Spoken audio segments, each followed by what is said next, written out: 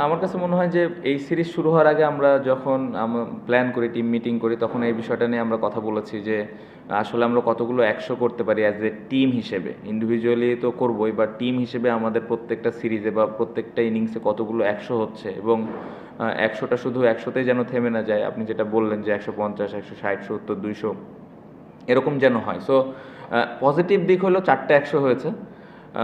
Negative দিক আমি বলব যে 100গুলো আরও বড় হতে পারতো। এখান থেকে যদি 2টা ডাবল 100 হইতো তাহলে এটা আরও ভালো হতো। 50গুলো যদি 100 হতো তাহলে আরও ভালো হতো। আমাদের সুযোগ ছিল, আমরা করতে পারিনি। সবাই চেষ্টা করেছে, বাট এই জায়গাটাতে হলে অ্যাজ এ ক্যাপ্টেন হিসেবে এটা আরও ভালো লাগতো। কারণ আপনি যেটা বললেন যে এই ধরনের টিমের এগেনস্টে যদি এই রানগুলো থাকে একটা ব্যাটসম্যানের পেছনে, তাহলে ভবিষ্যতে এটা আসলে ওই ব্যাটসম্যানকে আরও কনফিডেন্স দিবে। সো পজিটিভ নেগেটিভ দুটাই ছিল, বাট আমি অ্যাজ এ ক্যাপ্টেন হিসেবে যেই মিটিংটা করেছিলাম, যে 100-র কথাটা বলেছিলাম, এই জায়গার দিক থেকে স্যাটিসফ্যাকশনের জায়গা আছে। বাট আমি আশা করব ভবিষ্যতে এই রানগুলো যেন 100, 150, 200 এরকম হয়।